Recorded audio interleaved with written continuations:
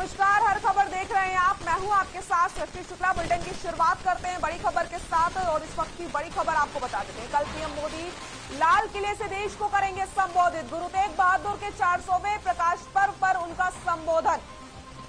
PM Modi एक सिक्का और डाक टिकट भी जारी करेंगे। कल पीएम मोदी लाल किले से देश को करेंगे संबोधित।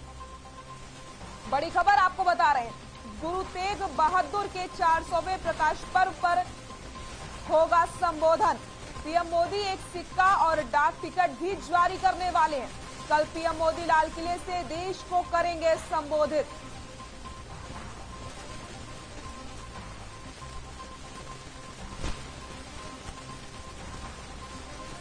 गुरु तेग बहादुर के 400वें प्रकाश पर्व पर होगा संबोधन। पीएम मोदी एक सिक्का और डाक टिकट भी जारी करने वाले हैं। कल पीएम मोदी लाल किले से देश को करेंगे संबोधित।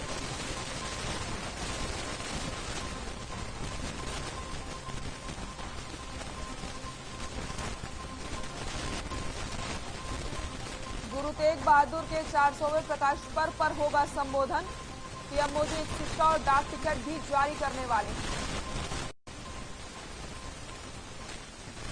तो आपको बताते चले, पीएम मोदी देश को संबोधित करने वाले हैं। गुरु तेग बहादुर के 400वें प्रकाश पर्व पर उनका संबोधन होगा और इसी के साथ पीएम नरेंद्र मोदी एक सिक्का और डाक टिकट भी जारी करने वाले हैं।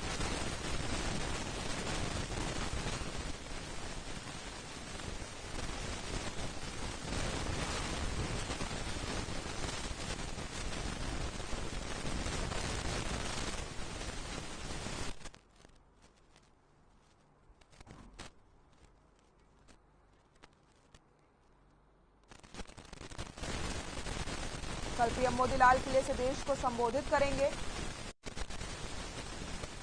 गुरु तेग बहादुर के 400वें प्रकाश पर्व पर उनका संबोधन होगा। पीएम मोदी एक सिक्का और डाक टिकट भी जारी करने वाले हैं।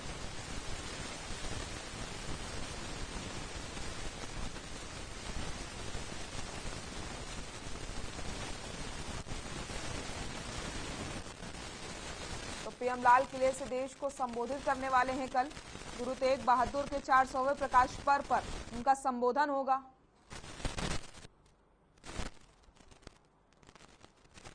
हिसार से बड़ी खबर आपको बता देते हैं, किसानों ने प्रशासन को अल्टीमेटम दे दिया है। मुआवजे की मांग को लेकर के 2 दिन का अल्टीमेटम दिया गया है। खाप और किसान संगठनों की होगी बैठक। 22 अप्रैल को खेड़ी चौपटा में बैठक की जाएगी। किसानों ने प्रशासन को दिया अल्टीमेटम। मुआवजे की मांग को लेकर के 2 दिन का अल्टीमेटम दिया गया। हिसार से खबर आपको बता रहे हैं, जहां पर खाप और किसान संगठनों की बैठक की जाएगी। 22 अप्रैल को खेड़ी चौपटा में यह बैठक की जाएगी।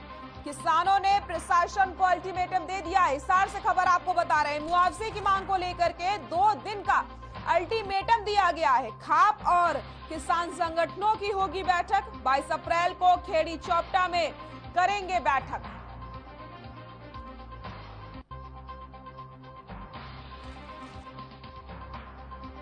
किसानों ने प्रशासन को दिया अल्टीमेटम।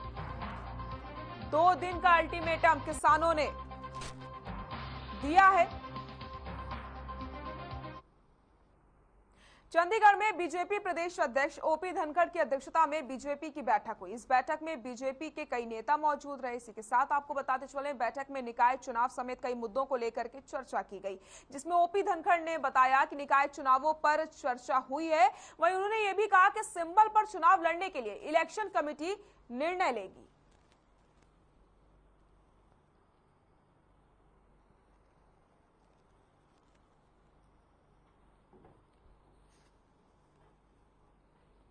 चंडीगढ़ में बीजेपी प्रदेश अध्यक्ष ओपी धनखड़ की अध्यक्षता में बीजेपी की बैठक हुई। इस बैठक में बीजेपी के कई नेता मौजूद रहे। बैठक में निकाय चुनाव समेत कई मुद्दों को लेकर के चर्चा की गई, जिसमें ओपी धनखड़ ने बताया कि निकाय चुनावों पर चर्चा हुई है। वहीं उन्होंने ये भी कहा कि सिंबल पर चुनाव लड़ने के लिए इलेक्शन कमेटी निर्णय लेगी।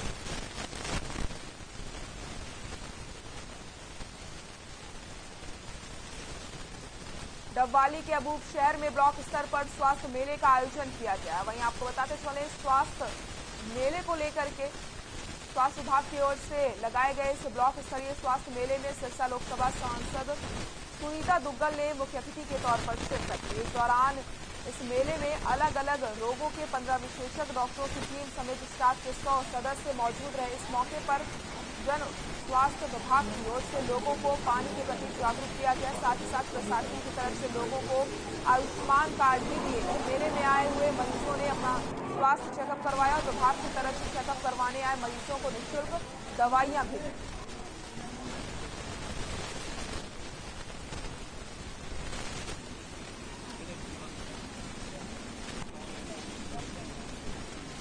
वीडियो बनाइए वीडियो।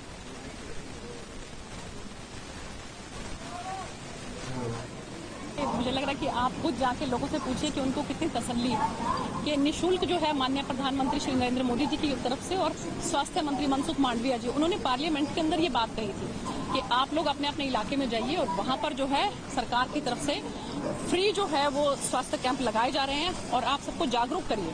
आप ये देखिए, मुझे लग रहा है कि पूरा अबूब शहर जो है वो टूट के यहाँ पर आया हुआ है और नजदीक के गाँव के लोग भी आ रहे हैं और बहुत खुश हैं, उनको इतनी तसल्ली है और इतनी भारी संख्या में लोग यहाँ पर हैं। मुझे लगता है कि सरकार जो है इससे बढ़िया क्या कर सकती है नागरिकों के लिए, और मैं तहे दिल से धन्यवाद करना चाहती हूँ माननीय प्रधानमंत्री जी का।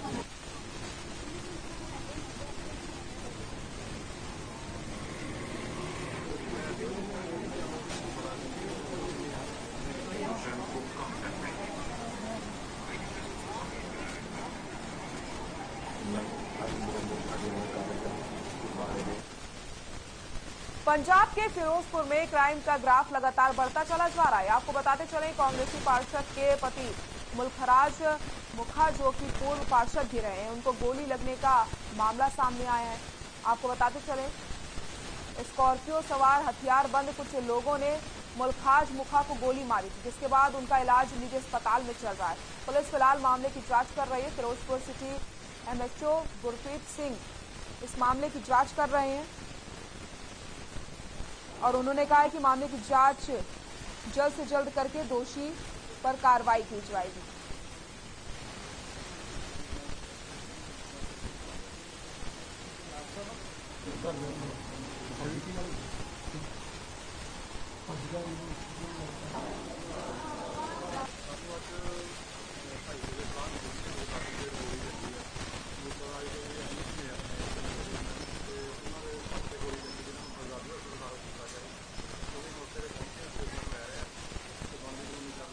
सर जी बयानों के शुरुआत की लिखा है भी कौन लोग थे जो मामला सारे स्टेटमेंट ले रहे हैं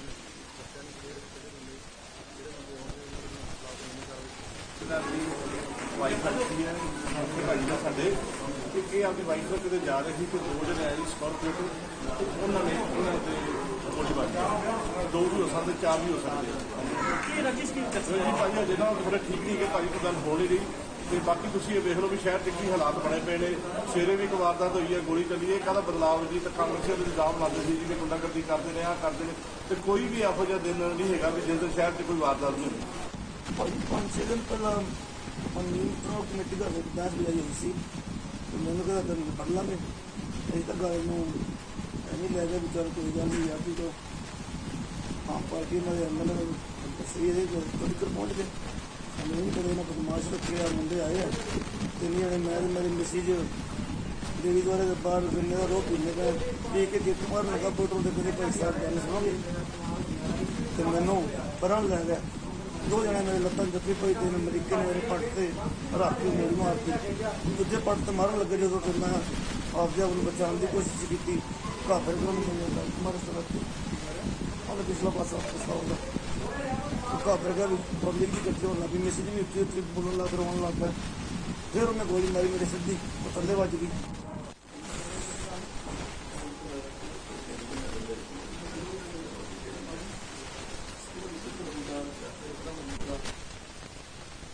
खबर नारनौल से है, जहां उस वक्त सनसनी मच जाती जब एक घर में बने वाटर टैंक से 4 लाशें मिलती हैं। जी हाँ, आपको बताते चले, यहाँ पर एक हैरान कर देने वाला मामला सामने आया। दरअसल गांव दुबलाना में एक महिला ने पहले तो अपने 3 मासूम बच्चों को पानी में डुबो दिया और फिर खुद भी डूब करके खुदकुशी कर ली। घटना की सूचना जैसे ही पुलिस को मिली तो पुलिस मौके पर पहुंची और जांच में जुट गई।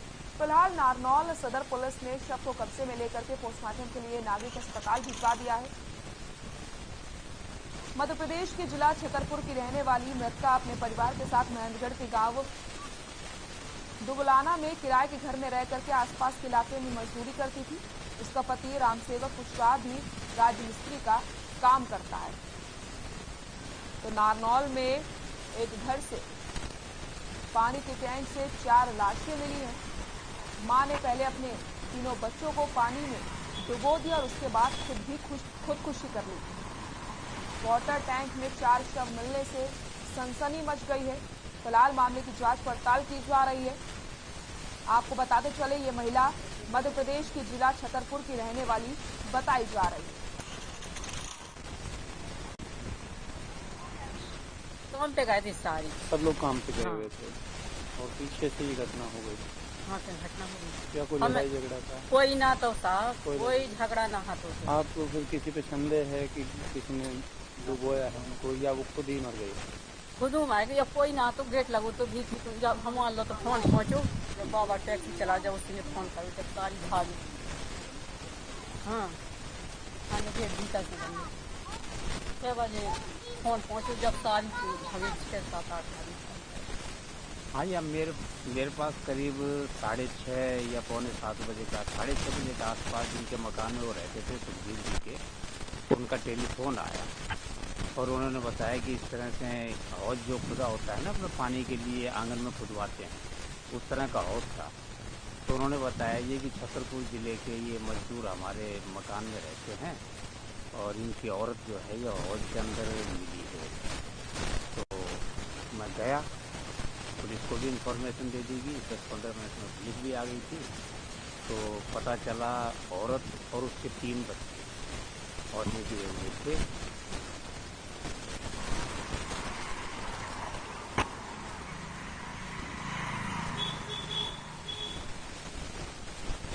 खबर पलवल से है, जहां चांदहट थाना क्षेत्र में यमुना नदी में नहाने गए 2 युवकों की नदी में डूबने से मौत हो जाती है। सूचना पर पहुंची गोताखोरों ने दोनों युवकों के शवों को रहीमपुर पुल से करीब 15 किलोमीटर दूर यूपी की सीमा से बरामद किया। पुलिस ने दोनों शवों को पोस्टमार्टम करा करके परिजनों को सौंप दिया। दरअसल 6 दोस्तों ने नदी में नहाने के लिए रहीमपुर यमुना पुल से यमुना नदी में छलांग लगाई थी, लेकिन 6 में से बदरपुर शहद गांव निवासी अमन और शिवा वापस नहीं निकल सके और नदी में ही डूब गए। जिसकी सूचना मिलने पर पुलिस और परिजन यमुना नदी के किनारे पहुंच गए। दोनों जब काफी समय तक नदी से बाहर नहीं आए तो उनके दोस्तों ने शोर मचा दिया। शोर सुनकर आसपास खेतों में काम कर रहे लोग मौके पर पहुंच गए। युवकों की तलाश नदी में छलांग लगाकर की गई। वहीं आपको बताते चले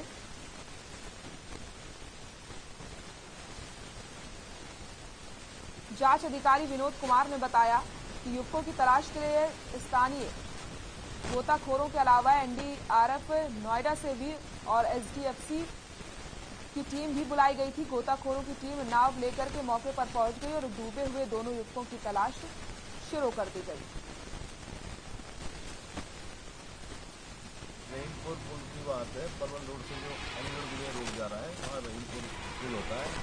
तो वहाँ पर ये सब बच्चे नहाने गए थे। ये बच्चे अक्सर नहाने धोने जाया करते थे गंगा में, लेकिन हमारा राइट तो वहाँ का बनता नहीं है। हमारा तो मजाही का राइट बनता है। पता नहीं ये बच्चे कैसे वहाँ पर चले गए। ये क्या है कि 17 तारीख को थे ना, 17 तारीख को 17 ये 7 बंदे आए थे अपने दोस्तों के साथ सभी रिश्तेदारों में। तो ये यमुना नदी के पास में एक मंदिर है। कहाँ पर? ये यमुना नदी के किनारे पर गाँव रहीमपुर में। तो वहाँ पर ये कुछ इनके जो वाल्मीकि समाज होता है कहना में कोई तांत्रिक वगैरह बैठता है, तो उसमें पूजा पाठ से पहले ये नहाने के लिए यमुना नदी में गई। तो सारे बंदे इकट्ठे हैं किनारे थे, जिसमें से अमन और सेवा की पैर फिसलने से या अधिक पानी होने के कारण उसमें डूब गए थे। हिसार के उकलाना इलाके के बुद्धा गांव में बड़ा हादसा हो रहा था। इसमें आपको बताते चले सीवरेज ट्रीटमेंट के लिए उतरे 4 मजदूरों की जहरीली गैस की वजह से मौत हो गई है। अभी मजदूर 50 फुट गहरे सीवरेज ट्रीटमेंट प्लांट में काम करने के लिए उतरे थे। वहीं जैसे ही मजदूरों की मौत की जानकारी इलाके में फैली तो ग्रामीण इकट्ठा हो जाते हैं और उसके बाद तुरंत ही एम्बुलेंस और पुलिस को इसकी सूचना दी जाती है। उसके बाद सीवरेज से शवों को बाहर निकाला जाता है। वहीं आपको बताते चले 4 मजदूरों की पहचान कर ली गई है। हिसार के कलाना इलाके के बुढ़ा गांव में बड़ा हादसा हो जाता है, जहां सीवरेज ट्रीटमेंट प्लांट में काम करने के लिए उतरे 4 मजदूरों की जहरीली गैस की वजह से मौत हो गई है। सभी मजदूर 50 फीट गहरे सीवरेज ट्रीटमेंट प्लांट में काम करने के लिए उतरे थे। वहीं जैसे ही मजदूरों की मौत की जानकारी इलाके के लोगों को लगी तो मौके पर ग्रामीणों की भारी भीड़ इकट्ठा हो जाती है। आनन फानन में पुलिस और एम्बुलेंस को भी घटना की सूचना दी गई, जिसके बाद मौके पर पहुंची पुलिस और एम्बुलेंस भी ट्रीटमेंट प्लांट से मृतक मजदूरों के शव निकाले गए। वहीं चारों मजदूरों की पहचान कर ली गई। 3 है हमारे पास अपडेट अभी तक, 3 हमारे पास अभी अपडेट।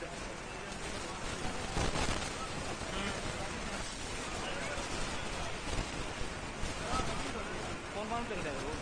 कौन मेरा करके देख लिया। खबर रेवाड़ी से, जहां एक पुलिसकर्मी की अपहरण और मारपीट का मामला सामने आया है। जेजेपी के प्रदेश कार्यकारिणी सदस्य बच्चू सिंह समेत कई लोगों के खिलाफ केस दर्ज किया गया। दरअसल शाहपुर गांव के पूर्व सरपंच ने पुलिस को शिकायत दर्ज कराई थी कि बच्चू सिंह अपने खेत में मिट्टी का अवैध खनन कर रहा है। सूचना मिलने के बाद हेड कांस्टेबल विष्णु गुलाब और एसपीओ मनोज मौके पर पहुंच गए, जिसके बाद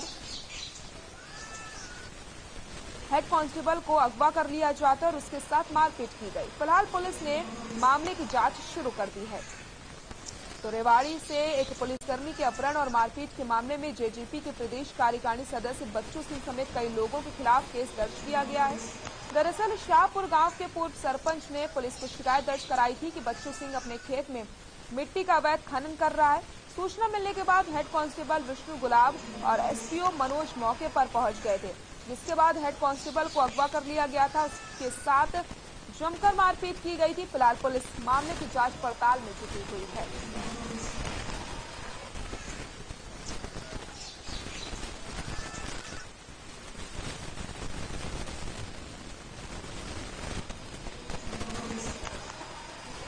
हमारे पास रतन सिंह एक सरपंच की कंप्लेंट आई थी फोन द्वारा कि बच्चू सिंह और उसकी फैमिली के लोग इलीगल माइनिंग कर रहे हैं, अपनी गांव में ज़मीन से मिट्टी उठा रहे हैं इलीगली।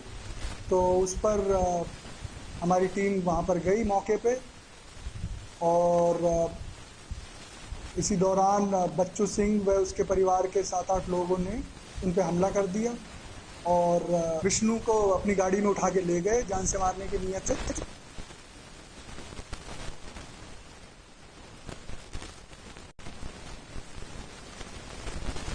नारनौल कस्बे के विकास में बाधा डालने के लिए ओछी राजनीति कर करके कुछ लोगों को गुमराह कर रहे हैं और कस्बे के विकास में रोड़ा बन करके अटके हुए हैं। वहीं नगर पालिका के चेयरमैन सुबेर लोहान ने पत्रकारों से बातचीत करते हुए कहा कि पिछले 3 सालों से सरकार की तरफ से नगर पालिका में कोई भी ग्रांट नहीं आई है। पिछली योजना के पूर्ववत मंत्री कैप्टन अभिमन्यु के दिए हुए 10 करोड़ रुपए बचे हुए थे, जिनमें से 4 करोड़ रुपए के विकास कार्य करवाए गए, लेकिन अभी तक इनकी 1 रुपए भी पेमेंट नहीं की गई है, क्योंकि ग्रामीणों ने नालों के निर्माण में घटिया सामग्री का आरोप लगाया था। तो उनकी जांच करवाई गई। जांच रिपोर्ट आने के बाद ही पेमेंट की जाएगी। वहीं मौके पर 13 पार्षदों में से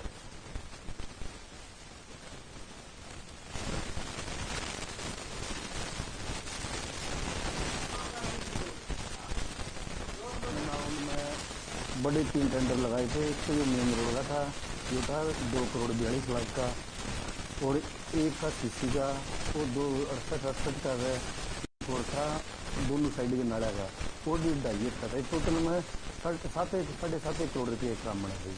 और जो नाला की पेमेंट की बात है, मैंने आज तक है ना इनकी पेमेंट नहीं की। इसकी भी कंप्लेंट होती थी, जिसकी जब भी मेरे पास किसी का फोन आता था, मैं अपने कर्मचारी को भेज के मौके पे दिखाता था उसको, देखो जी इसमें क्या चल रहा है। हिसार के खेड़ी चौपटा में खरीफ की फसल खराब होने पर मुआवजे की मांग को लेकर के 1 महीने से भी ज्यादा समय से धरना चल रहा है।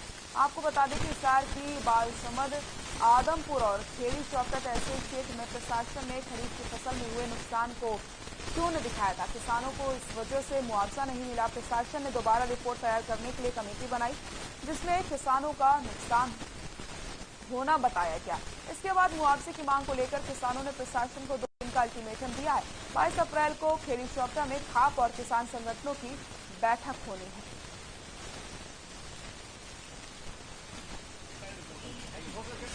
देखिए, प्रशासन ने कहा कि प्रशासन की तरफ से जो कमेटी बनाई गई थी उसकी रिपोर्ट हमने सरकार को दे रखी है, जिसमें किसानों को नुकसान दिखाया गया। हमने कहा आप उनकी रिपोर्ट दीजिए, उन्होंने भारतीय रिपोर्ट दे दी।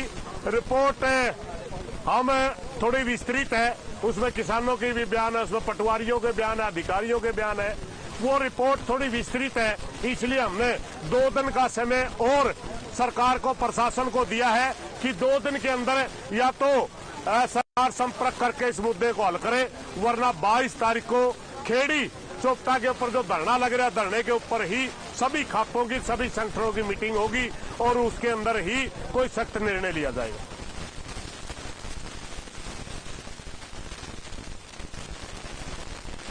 खबर पलवल से है, जहां होडल, हसनपुर और हथीन के सरल केंद्रों के कंप्यूटर ऑपरेटरों ने अपनी मांगों को लेकर के तहसीलदार को ज्ञापन सौंपा है। कंप्यूटर ऑपरेटरों का कहना है कि सरकार ने जो उनसे वायदे किए थे कि सभी को कौशल निगम में रखा जाएगा और उनको सभी सुविधाएं दी जाएंगी, लेकिन सरकार अब अपने वादों से मुकर रही है। इसके साथ ही कंप्यूटर ऑपरेटरों ने प्रशासन को चेतावनी देते हुए कहा कि अगर प्रशासन उनकी मांगों को नहीं माना तो अपनी यूनियन के उच्च नेताओं के आदेश पर जो भी कदम उठाया जाएगा उसके लिए वो तैयार रहेंगे। वहीं तहसीलदार संजीव नागर ने कहा कि जो कंप्यूटर ऑपरेटरों ने ज्ञापन दिया है उसकी जांच की जाएगी।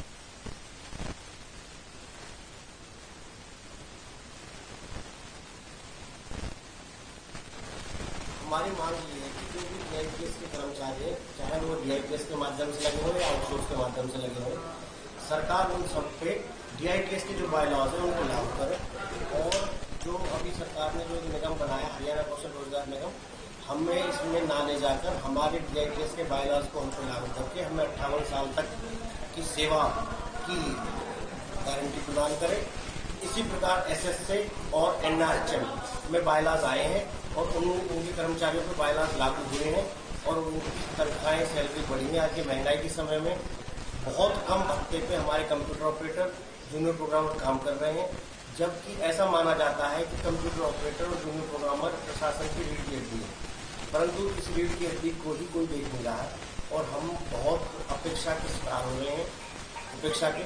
और बस आपके माध्यम से सरकार से ये कहना चाहते हैं कि हम दिन रात बहुत लगन के साथ मेहनत करके सरकार की सारे प्रोजेक्टों को बहुत ऊपर ले जा रहे हैं। सरकार कई बार हमारे जो IT विभाग, जो IT की पॉलिसीज है, IT के जो पोर्टल बने, उन पर सरकार कई बार राष्ट्रीय स्तर पर पुरस्कार ले चुकी है। देखो, ये हमारे सरल केंद्र में काम करते हैं सभी, और इन सभी ने अपने जूनियर प्रोग्राम के माध्यम से उनके साथ रहकर सरकार से डी साहब के माध्यम से डी साहब से वो कुछ मांग रखना चाहते हैं और उन्हीं के बारे में ये ज्ञापन दिया गया, जिसको रिक्वेस्ट करते हैं। और इस वक्त की बड़ी खबर आपको बता देते हैं। इस वक्त की बड़ी खबर, उकलाना के बुद्धा गांव में बड़ा हादसा हो गया। जहरीली गैस ने 4 मजदूरों की जान ले ली। जहरीली गैस ने ली 4 मजदूरों की जान। सीवेज ट्रीटमेंट प्लांट में सफाई करने उतरे थे मजदूर। 50 फीट गहरे टैंक में उतरे थे चारों मजदूर। हिसार से खबर आपको बता रहे हैं। उकलाना के बुद्धा गांव में बड़ा हादसा, जहरीली गैस ने 4 मजदूरों की जान ले ली। सीवेज ट्रीटमेंट प्लांट में सफाई करने के लिए उतरे थे चारों मजदूर। चारों मजदूरों की पहचान हो चुकी है। हिसार से बड़ी खबर आपको बता रहे हैं। उकलाना के बुद्धा गांव में बड़ा हादसा, जहरीली गैस ने 4 मजदूरों की जान ले ली। सीवरेज ट्रीटमेंट प्लांट में सफाई करने उतरे थे मजदूर। 50 फीट गहरे टैंक में उतरे थे चारों मजदूर।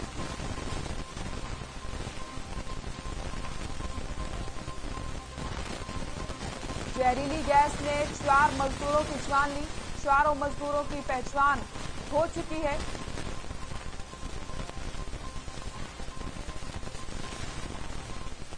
बुलेटिन में फिलहाल के लिए इतना ही। नमस्कार।